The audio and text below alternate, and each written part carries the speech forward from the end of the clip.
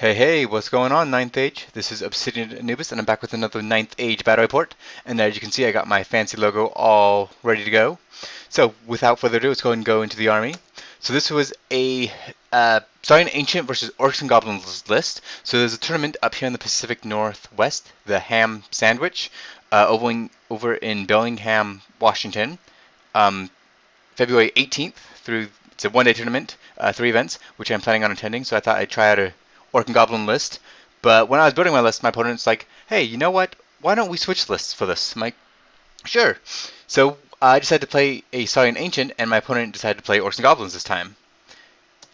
So if we look at my army, I have 5 Raptor Riders over here on my left flank. Next to that is a Thyra Scutus, which I'm pretty sure is spelled wrong, but that is a Thyra Scutus. It has the Snake Engine, or whatever it's called. Next to them is a block of 25 Saurus Warriors with full command, and then next to them is a Skink Hunter. And then over here on the right side of my flank, or my center, I guess I should say, I have a Salamander next to another block of 25 Saurus Warriors with full command. Behind them is a Pterosaur with the Engine of the Ancients, and next to him is a Skink Priest. He has 3 spells and is the lore of Druidism. And then over on my right flank, I have another Thyroscutus, also spelled wrong, also with the Snake Engine. And next to him is a block of 25 Temple Guard with full command, and with them is my general, a Sarius Veteran. He has the Pterosaur helm and a Grow Weapon.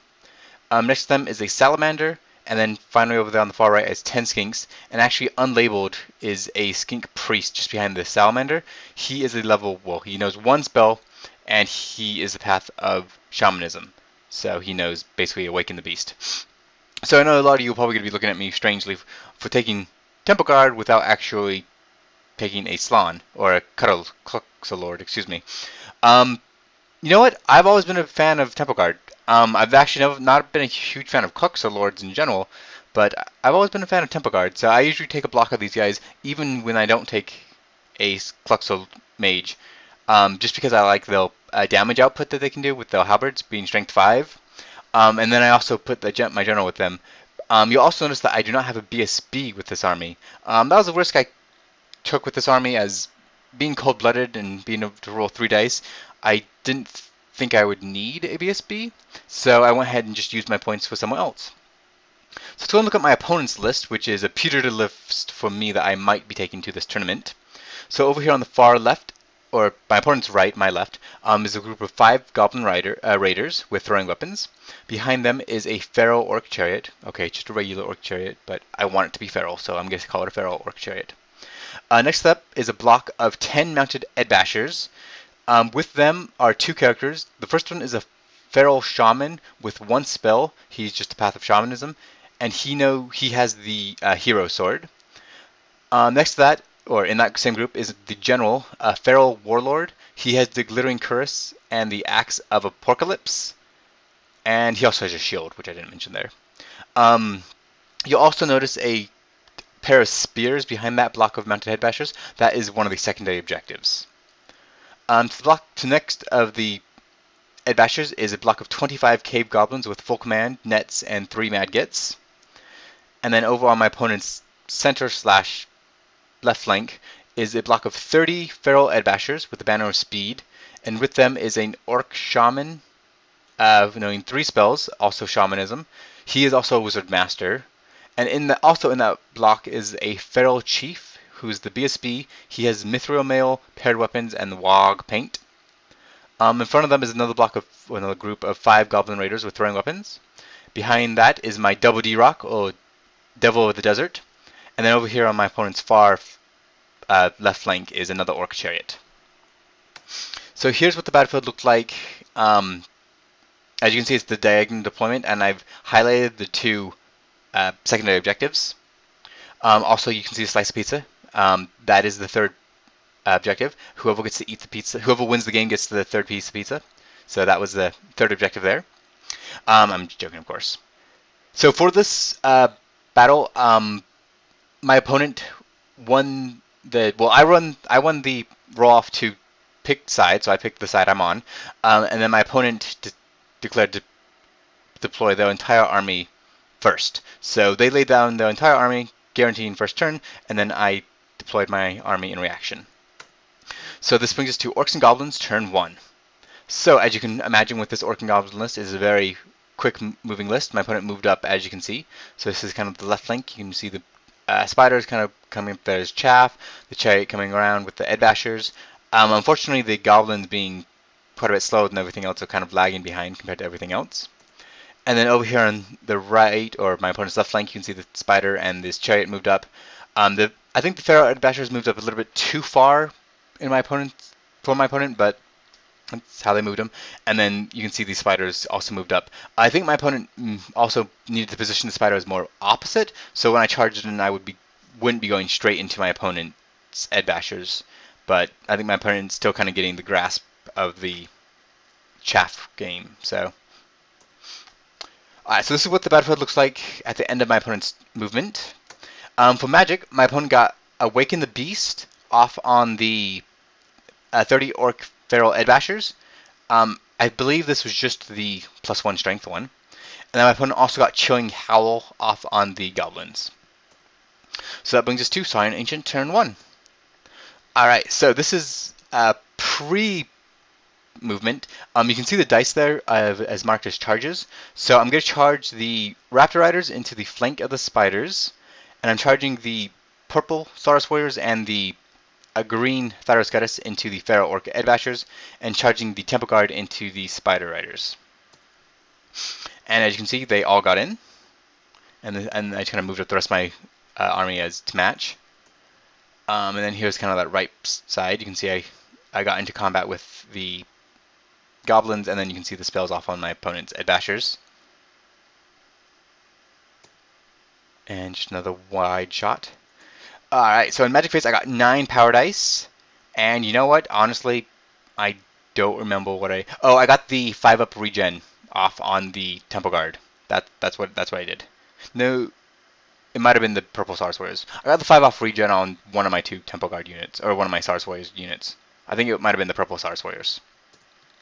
In Shooting Phase, I managed to kill off 3 of the Feral Orc Edbashers from shooting with my blowpipes. Yeah, so I got off the 5-up regen on this block of Saurus Warriors. So in combat, I went ahead and started with the spiders because that would give me a overrun into my opponent. I overran into my opponent's front. I think I should have been in my opponent's flank. I think my opponent thought I should have been in the flank too, but like I said, they're still kind of new at this chaff game, so I kind of was lenient and just said it was a forward charge. So I just charged him in the front with the next block of in close combat, oh man, it was bloody.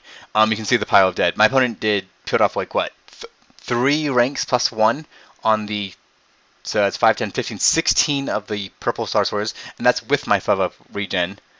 And then 2 of the Temple Guard, and managed to put 3 wounds on the Thyroscatus, so it only has 1 wound remaining. In return, I did take off about 10 of my opponent. However, yeah, it was an auto break for my purple Saurus Warriors and the Thyroscatus. Luckily, the Temple Guard are stubborn because they have the general in with them, so they stood.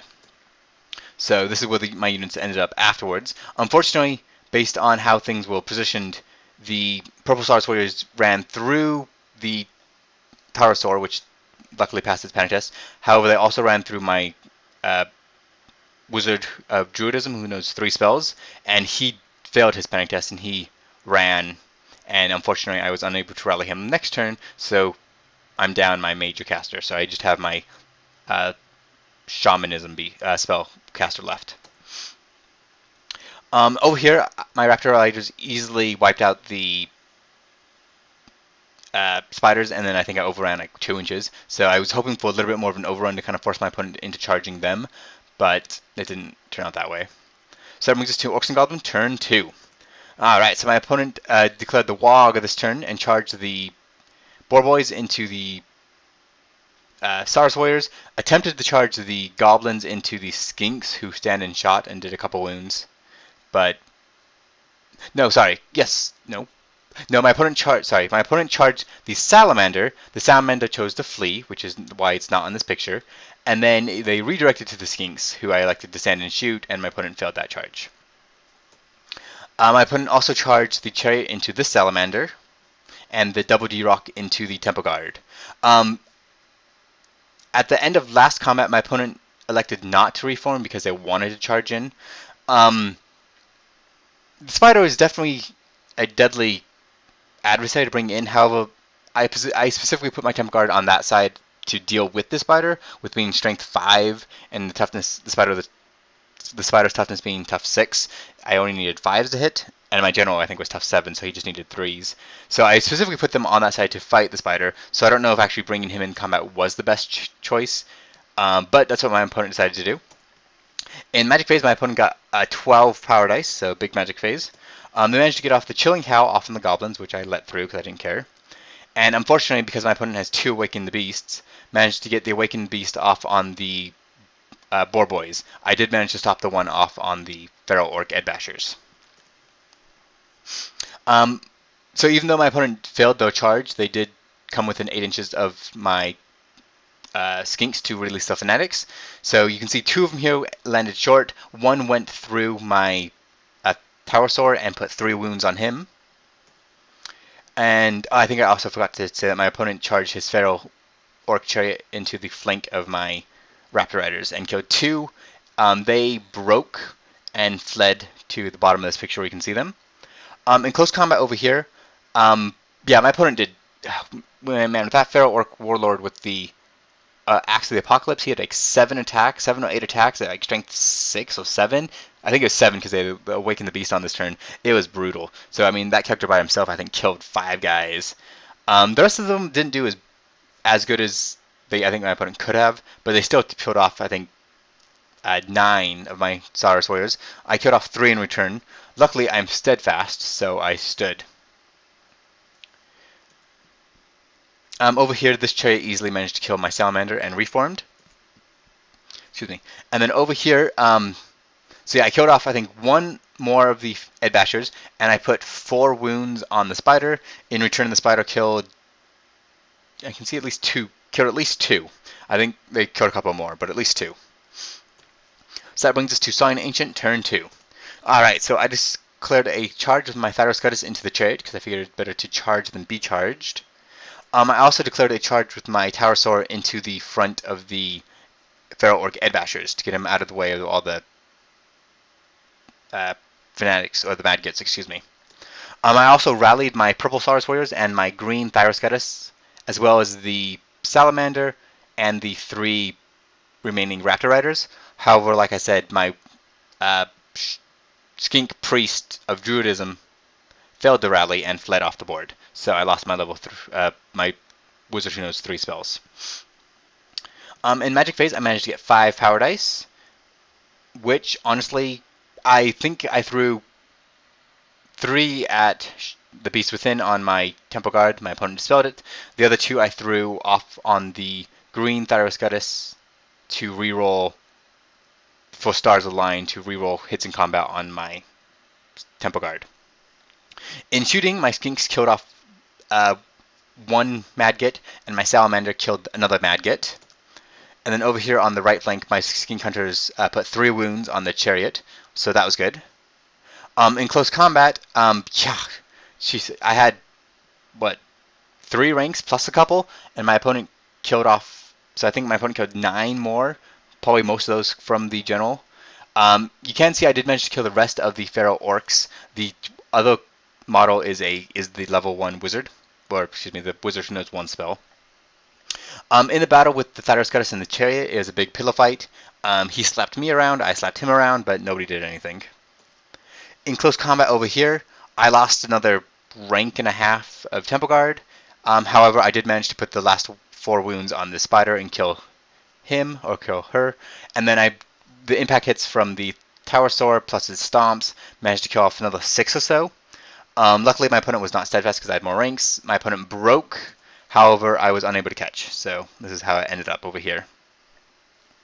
So that brings us to Orcs and Goblins, turn 3.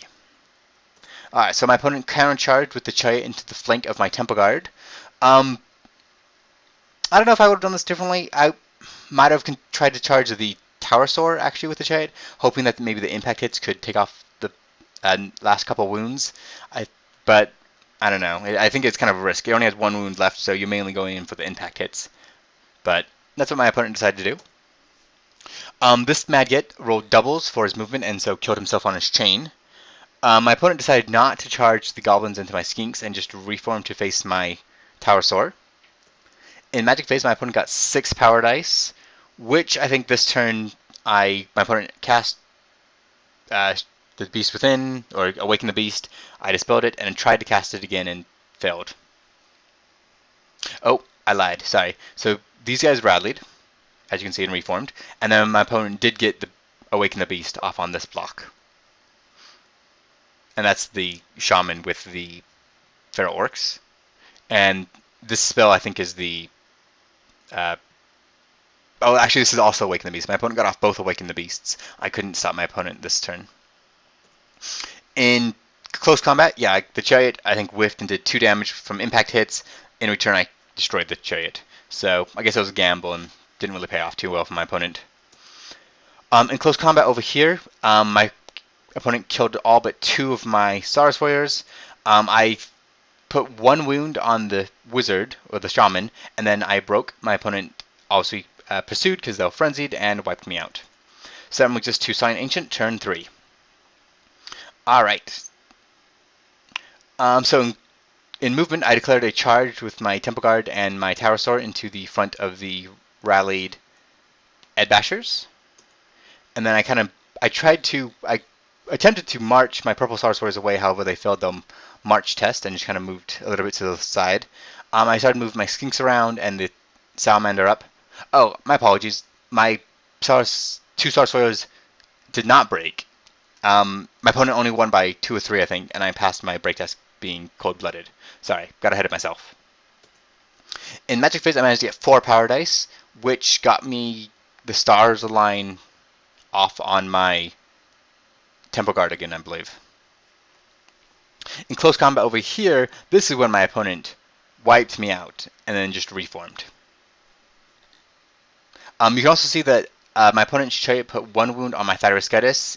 I have managed to put 2 wounds on the Chariot at this point, but for the most part, those 2 are just slapping each other around. In close combat over here, I killed everybody. I killed the BSB, which is the model with the gigantic axe, and killed the rest of the units in the model. And I managed to put 1 wound on the Wizard. He did manage to get Awaken the Beast off, so he also had Scarification, so I was having 5s to hit him, so that's why he survived. You can see I took quite a few wounds back in return. I only have 2 Temple Guard left, plus my General. However, my opponent broke, and I chased again, and again I managed to not catch my opponent. However, luckily I am now out of line of sight of the Goblins, although I also did bring up my Skinks Hunters to chaff. So that brings us to Orcs and Goblins turn 4. I don't have a picture of movement because it was not all that significant. My opponent charged the Goblins into the Skink Hunters and charged the General and the Wizard into the rear of my Purple Saurus Warriors. In Magic Phase, my opponent got 5 power dice, which this is the turn which I managed to cancel all his spells. Over here, once more, we slapped, like I said, my opponent's put 1 wound on me, I put 2 wounds on my opponent, but we're just slapping each other around. This is the charge of my opponent into my rear. If you remember, I had another rank, so I think my opponent killed 5. I easily broke because my opponent had a rear charge, 5 wounds, and my opponent ran and chased me down and killed me. You can also see that those goblins are where the skinks used to be. My opponent managed to easily kill the goblins. The goblins easily managed to kill the skinks, and they just kind of overran, as you can see here. So here's kind of an overview of what the battle looks like. So there's not too much left. My opponent has a Chariot, which is in combat with my Thyroscetus. I have a Skink Priest. I have a Thyroscetus. I have another Salamander. The yellow group of Skinks is fleeing at the moment. And then I have the 2 Temple Guard with my General and the Tower Soar up at the top. So that brings us to Saurian Ancient turn 4. So at this point, I just charge the Tower Soar into the rallied Feral Shaman on foot and catch and kill him. I rally the Skink Hunters that were the yellow skin counters that would on the board, and they kind of move around. At this point, me and my opponent kind of look at each other, and we just decide to call it. I mean, there's not too much left at this point, so we just kind of talk about what we would do. So my opponent just tells me that he marches the general and the goblins down to the secondary objective, which is on the bottom right of this picture. And I said I just moved my general and the 2 temple guard to the secondary objective, which is the top of this picture. It's at the corner of the hill. You can't really see it because of all the dead bodies. So we just kind of call it at that. So after that, we calculate points. My opponent got 1,700 points off of me. I got 2,985 off my opponent. So it's a difference of 1,285. So it is a Saurian Ancient victory. It's a 12-8 victory. Because we both got one secondary objective, nobody got the secondary objectives. So it ended like that.